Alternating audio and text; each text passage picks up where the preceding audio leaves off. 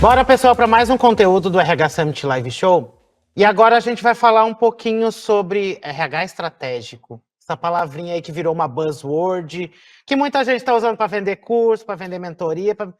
Mas será que o RH precisa ser estratégico? Ele precisa estar em uma empresa estratégica. E acho que para a gente ser realmente estratégico, precisamos ser parceiros do negócio e entender o que está acontecendo dentro daquela empresa e, a partir disso, o que nos toca como RH. Para isso, eu trago dois convidados nesse conteúdo para a gente falar um pouco sobre o que a gente está vendo de mercado em torno disso. Então, é o Vinícius Teixeira, que tem um cargo chique, né? Head de Growth, da Exame Corporate Education, né? Que termos em inglês precisamos ter sempre. E a Suelen Rhodes, ó, nome chique também aqui, né? Que ela é a Head de In-Company da Exame Corporate. Então, para a gente falar um pouquinho sobre esse papel de RH estratégico, RH de negócio, para onde é que a gente vai, gente? É um prazer ter vocês dois aqui comigo. Prazer é nosso. Então vamos lá, Vinícius, vou começar com você, que a primeira pergunta que está na nossa pauta está aqui para você. Como o RH pode se alinhar de forma mais eficaz com a estratégia geral de negócios da empresa para promover o crescimento e a competitividade no mercado? Essa é uma ótima pergunta em relação a essa questão do RH estratégico. Você fez uma colocação muito legal no início, que é sobre não ser só o RH estratégico, é estar numa empresa estratégica, né? E é exatamente isso.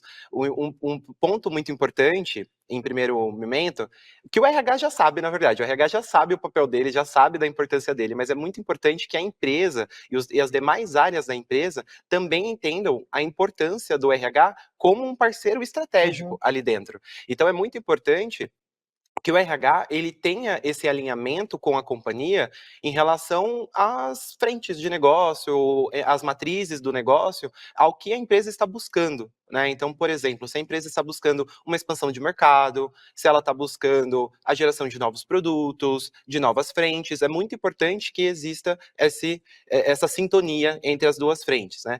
E aí que entra, inclusive, um pouco do papel ali da educação corporativa, enfim, na verdade tem várias frentes, né, eu só sei que sou um pouco suspeita, né, mas a gente fala ali do papel da educação corporativa, porque a partir desse momento, o RH, ele tendo essa visão de negócio junto à empresa, ele consegue entender exatamente em quais frentes ele consegue desenvolver as pessoas, porque a empresa é feita de pessoas, né? As empresas são feitas de pessoas. Então, para que uma empresa ela consiga se destacar e estar à frente de outras empresas, ela precisa capacitar o time dela, né? Que todos estejam em sintonia, todos estejam ali dentro da mesma página, né? Na corporação. Então, esse é um papel muito essencial. Então, hoje, a gente tem muitas das demandas internas, né, quando a gente está conversando com clientes e parceiros nossos, em relação a essas possibilidades que eles têm para que eles consigam escalar ou engajar outras frentes de negócios da empresa, e não só aquela visão de soft skills, por exemplo, do RH, ou algo nesse sentido, que também são muito importantes, né, tanto software quanto hard skills, mas com uma visão mais estratégica do negócio por trás, de entender para que caminho a empresa está seguindo. Então, a gente trabalha ali com diversas possibilidades. Então, você tem a possibilidade de trabalhar com programas de desenvolvimento, consultorias, várias frentes de negócios ali para que a gente consiga ter o RH cada vez mais estratégico numa empresa estratégica. Eu gosto de puxar bastante, gente, que a gente olhe para o planejamento estratégico da empresa. Exatamente. Todo ano, normalmente outubro, novembro, as empresas estão lá desenhando o planejamento estratégico. Quero crescer 30%, quero internacionalizar, quero abrir um novo braço de negócio. E poucas vezes eu vejo o RH ser integrado nesse planejamento estratégico. E das vezes que é integrado, que não é integrado, ele também não olha isso para desmembrar essas metas. Exatamente. Vou internacionalizar. Qual que é o papel do RH nisso? Exatamente. Muitas vezes vou ter que começar a buscar profissionais de outros países, Exatamente. profissionais de dentro de casa, que estejam capacitados para atuar em outros mercados. Então, às vezes a gente está descolado da necessidade do negócio. Exatamente. E aí, a partir desse momento, eu começo a desenhar uma série de estratégias que não conectam. E aí, o efeito que eu tenho também perante o negócio não é o efeito que o board, o conselho, os investidores querem que esse RH tenha. Então, fala-se muito do RH estratégico, mas é o RH estratégico nesse ponto. Que eu consiga entender o que a empresa precisa, e a partir desse momento eu proponho as soluções que colaborem com isso que a empresa precisa. e pare com aquela coisa que ninguém mais aguenta ouvir, que é RH abraça a árvore. Eu acho que precisa se descortinar aqui. Para que o RH seja estratégico, ele precisa fazer parte da estratégia. Exatamente. Qualquer estratégia que seja determinada por uma empresa, ela será executada, implementada, realizada pelas pessoas que fazem parte dessa organização. Então, é imprescindível que o RH seja envolvido nas pautas estratégicas para que ele, enquanto suas sub-áreas e subsistemas, possa impulsionar e engajar dentro desses resultados que são esperados. Então, estar numa reunião do conselho, e aí volto num ponto que eu já discuti também, gente, de estar municiado de dados. Para crescer 30%, o que eu preciso? Eu vou aumentar meu time, eu vou capacitar melhor meu time em soft skills, hard skills, ou as outras skills que também surgiram, que é digital skills, power skills, que criaram vários nomes, mas no final da história é capacitar o meu time para estar pronto para esse desafio. Exatamente. Normalmente parte-se do princípio que, vou crescer 30%, eu preciso crescer 30% de pessoas. Será mesmo? Será que são ferramentas, é a cultura, é um processo que eu preciso mudar? E parte-se muito da liderança. Se a liderança não comprar, gente, não adianta você criar a melhor ferramenta, não vai adiantar. Então, capacitar o time passa, primeiramente, de você vender isso para a liderança, e a liderança está comprada com você. Porque fala-se muito do RH estratégico, que aqui é um ponto que eu também adoro falar. Se você lida com gente, você também é RH, meu filho. Eu tenho uma liderança, eu lidero 20 pessoas, você também é RH. Você também lida com gente. A liderança não está relacionada ao cargo, né? A gente ouve falar muito disso hoje em dia. A liderança, ela é uma habilidade, ela é uma atitude para além de uma habilidade. Então, ela não está relacionada ao cargo, à função que você exerce dentro da organização. E mais uma vez, né? Eu tenho uma máxima na minha carreira que é: você pode ter o melhor produto, melhor processo, melhor sistema, mas a interface vai ser sempre humana. E é o que eu também defendo. No começo do processo, até quando a gente fala de inteligência artificial, tem um ser humano que dá o comando. Sem dúvida. No final da história, eu preciso de um ser humano de novo para validar aquilo. Exatamente. Então, esse ser humano precisa entender o macro para conseguir dar o comando certo e também avaliar se aquilo foi feito de forma certa. Então, passa muito por pessoas, e muitas empresas ainda não entenderam isso. Que enxergam pessoas como custo, enxergam, tipo, como que eu... Calma, vamos lá, a gente tem um limite, as pessoas têm limite. Exatamente. Eu acho que é importante ressaltar, né, que as pessoas, na verdade, são o principal ativo das corporações, né? Então, é muito importante que tenha essa visão ali em cima disso, para que tudo ocorra, né? Tudo aconteça ali da forma esperada dentro desse planejamento estratégico, né? Então, isso é super importante. E é isso, nesse mundo que tudo muda toda hora, cada hora brota um negócio diferente, uma solução milagrosa. Algumas soluções que o povo promete até chover de baixo para cima, mas precisamos ter capacidade de julgar também, que vão ter muitas promessas, né? Como eu brinco, não existe RH as a service. Você não compra um RH e bota dentro, não é uma plataforma, não é um sistema, não é uma inteligência artificial. O que você considera essencial para o sucesso das empresas? E aí eu falando um ponto que muita gente fala de futuro do trabalho, mas a gente fala pouco do presente do trabalho. Fato. E aí, o que você considera essencial para que esse presente construa o futuro dos negócios? Eu acredito que existem duas habilidades que são imprescindíveis, tanto para as pessoas quanto para as organizações que querem se tornar perenes, né? Então, a mudança, ela precisa acontecer agora. O futuro, ele se faz no presente. Então, a gente precisa ter uma mudança de mindset, né? E o desenvolvimento de duas habilidades principais, que são a antifragilidade e a ambidestria, tá? Quando a gente fala de ambidestria, eu estou falando de a capacidade de se equilibrar situações que seriam antagônicas, ou frentes dentro da organização que teoricamente seriam antagônicas. Então, é uma liderança que ela precisa estar focada em resultados, em indicadores, em expansão, em números, mas que ela também não pode deixar de olhar para as pessoas do seu time, para as pessoas de interface da sua área, e trazer o equilíbrio entre isso, né?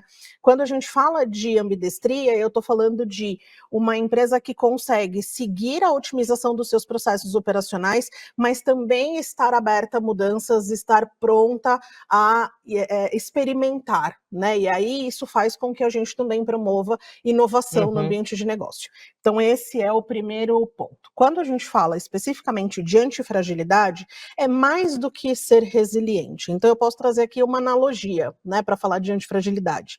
Eu posso falar de uma taça de cristal que quando cai no chão quebra, então ela sofreu uma ação externa e ela é frágil, ela não se transformou.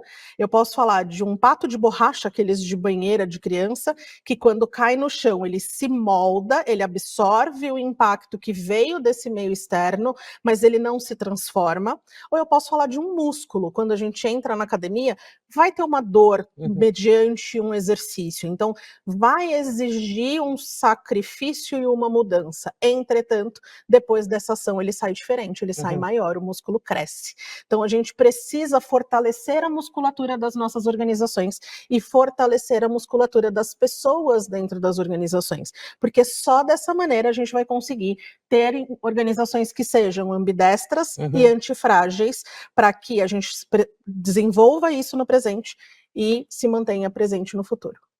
Gosto do ponto que você traz, porque nos últimos anos a gente viu alguns termos virarem termos, digamos, para venda. Exatamente. O propósito, a resiliência.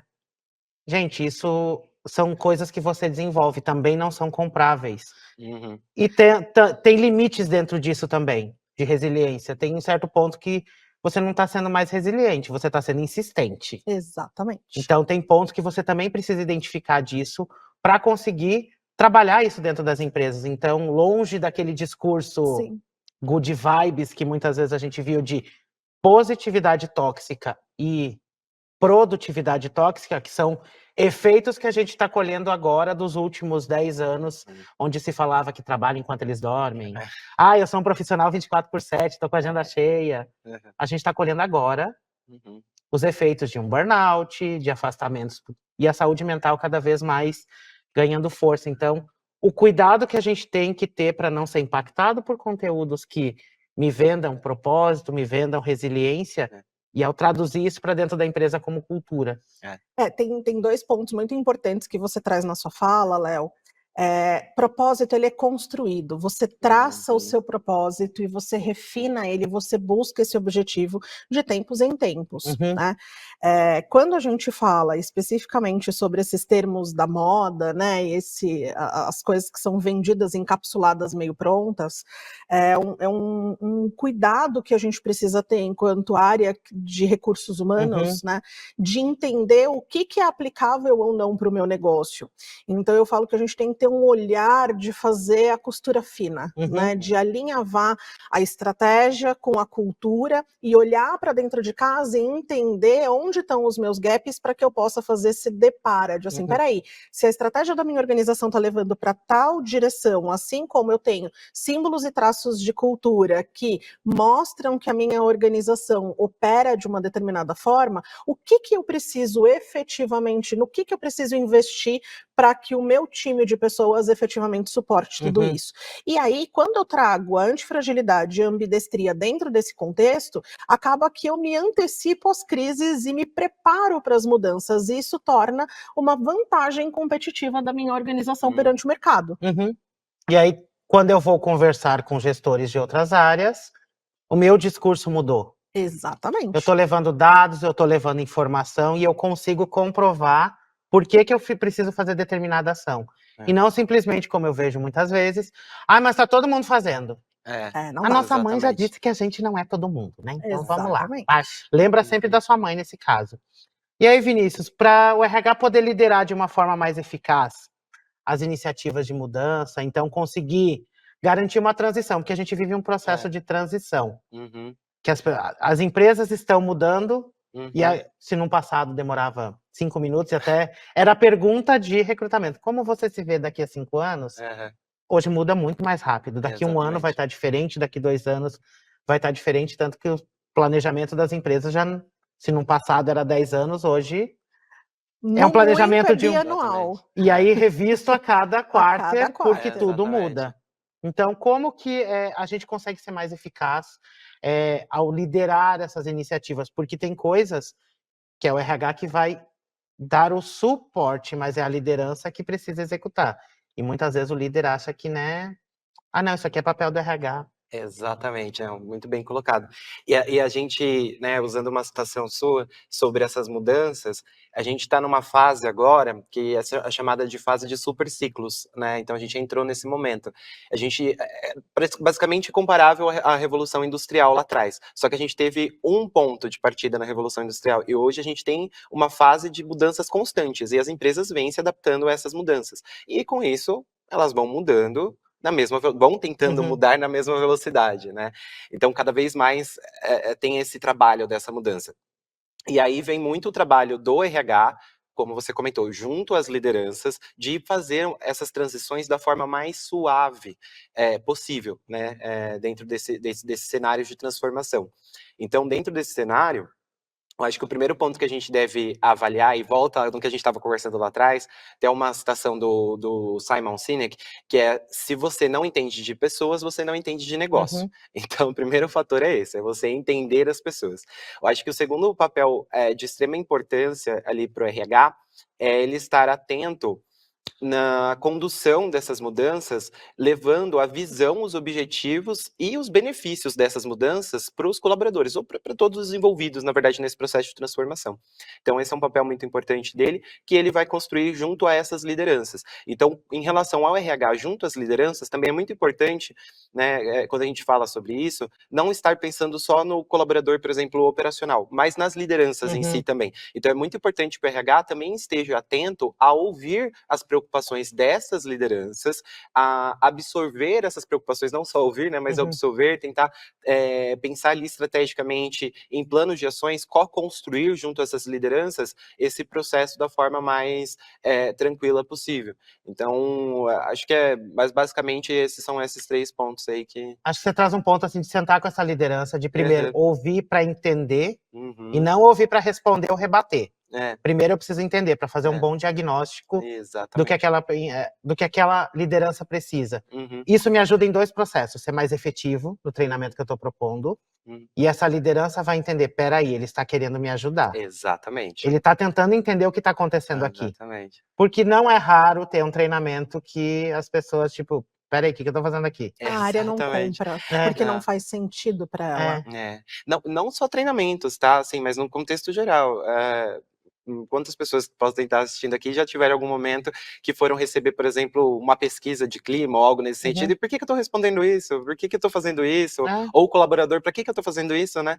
Então, eu acho que é muito importante dar esse passo para trás e entender a forma como a gente passa essas informações pro time, né? Então, não só para as lideranças, mas para todos os colaboradores, enfim, dos objetivos, né? E dos benefícios de a gente fazer seja o que for, né? Seja uma pesquisa, seja uma... Eu já fui um ser humano de treinamento dentro do RH, e aí eu sempre dizia que as pessoas querem participar de um treinamento e não assistir a um treinamento. Exatamente. Então, se ela participa, ela é parte, está dentro da realidade, ela pode contribuir, ela está num ambiente seguramente psicológico, onde ela também pode falar sem que ela sofra represálias.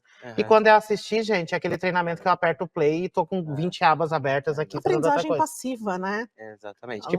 Vira um check, vira uma tarefa e não realmente algo produtivo. Exatamente. E aí, Su, pra gente finalizar aqui, quais as ações de desenvolvimento das pessoas, como que a gente pode atuar para impulsioná-las da cultura e dos resultados da empresa? A partir disso tudo, como que a gente impacta? Tá. Eu brinco sempre, Léo, que o treinamento ele não é um remédio para febre.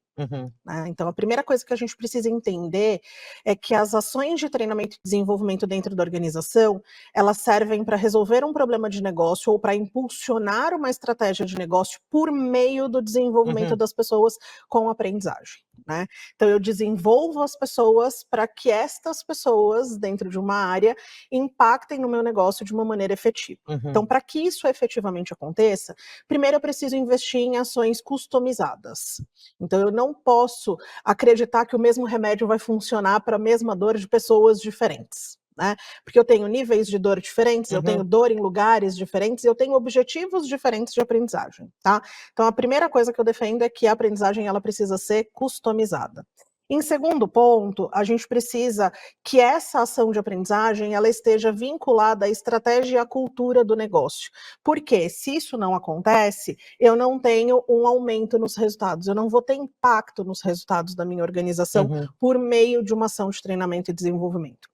E aí, já é provado, empresas que investem em treinamento, elas têm muito maior engajamento, muito mais employer branding, e isso faz com que os colaboradores da organização que investem em soluções de treinamento e desenvolvimento se sintam parte, como você mesmo disse, mas que também se sintam engajados em co-construir, como o Vinícius bem trouxe, os resultados para esse negócio. Então, quando uma empresa tem uma cultura de aprendizagem bem estabelecida e traz soluções customizadas para suas estratégias, de acordo com seus traços de cultura, né, e afins, isso faz com que eu desenvolva nos colaboradores empowerment, accountability, intraempreendedorismo, porque ele quer efetivamente vestir a camisa como a gente tanto ouve no mercado, que eu preciso que o meu colaborador vista a camisa da minha organização, mas faz sentido para ele essa camisa que a gente está querendo que ele vista?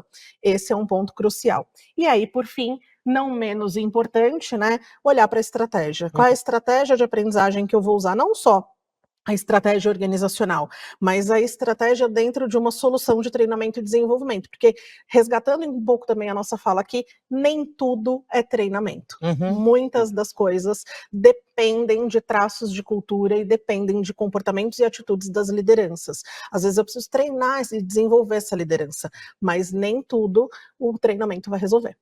Eu vejo muito assim, batendo no líder, a culpa é do líder. Esse líder recebeu capacitação? Exatamente. Ou ele simplesmente, eu brinco, gente, que tem o modo brasileiro de desenvolvimento de líderes, que é o do Zeca Pagodinho. Deixa a vida me levar. Aos trancos e barrancos lá vou eu. É só dar o crachá e vai. Ali, pronto, e vai. Tem um ponto muito importante que a gente precisa participar os líderes da organização no desdobramento estratégico. Então, trazendo aqui um gancho do que a gente falou na nossa primeira pergunta aqui, na nossa primeira pauta, a estratégia, o RH precisa fazer parte da estratégia e todas as ações de desdobramento, sejam com as lideranças, seja de desenvolvimento das pessoas dentro da organização, precisam ter como pano de fundo a cultura e a estratégia da organização, porque assim eu consigo efetivamente, como a gente brinca, afiar o machado com todo mundo junto. Exatamente. E aí, como provocação final, gente, primeiro, entendam para onde a sua empresa quer ir. Primeira coisa, planejamento estratégico, qual que é o plano de dominação mundial que ela tem. Exatamente. Segundo, qual que é a minha parte disso? Onde que o meu trabalho interfere nisso? Segundo, partindo para o próximo, terceiro passo aí, entenda as necessidades de cada área para customizar o ponto, porque daí faz sentido. E não vai ser aquele treinamento que virou uma tarefa. E por último, vendam isso que vocês construíram para os líderes, para que eles entendam que aquilo vai ajudá-los a atingir os objetivos deles. Então, a gente, de forma indireta, a gente está agindo dentro de uma equipe. E por último, e não menos importante, mensurem o que vocês estão fazendo. O impacto de treinamento acontece uma semana depois? Depende, o treinamento até vai, mas ele é uma coisa de mais longo prazo.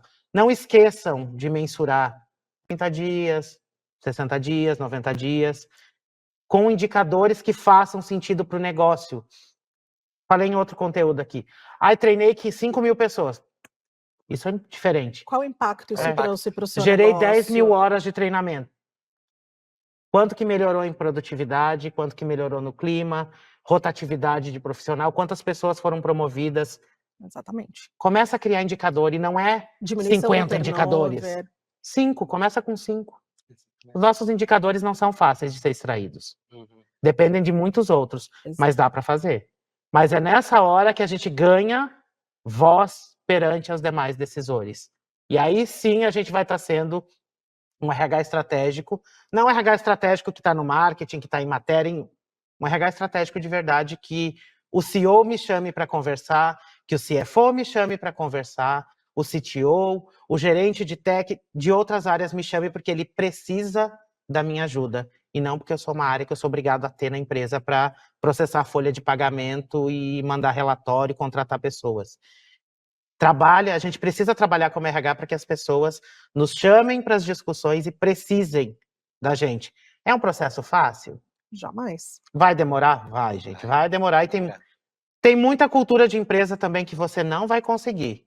E aí é a hora de você olhar para esse local e falar: preciso mudar de caixinha, vai procurar um lugar onde você consiga executar, porque muitas vezes a gente está numa estrutura que eu estou brigando contra, estou lá no 300, estou brigando contra uma galera e não vai funcionar. Então, às vezes a gente também precisa olhar e falar: peraí, eu preciso de um lugar melhor onde eu consiga trabalhar aquilo que eu acredito.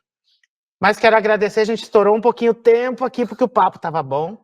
Mas é isso, de entender, trazer para dentro da cultura da empresa, isso de aprender quais os pontos, o que eu preciso desenvolver, e principalmente, acho que eu trago desse conteúdo que a liderança precisa estar conosco, entendendo a necessidade, porque a maioria das vezes a verba está na mão da liderança, né? Sem sombra de dúvidas, Léo. Eu agradeço pela oportunidade. Nós Obrigado. agradecemos, foi ótimo o papo. Gente, a gente volta já já com mais um conteúdo aqui do RH Summit Live Show para falar um pouquinho mais de Talent Flywheel nos pontos de atrair, desenvolver e engajar. Até mais.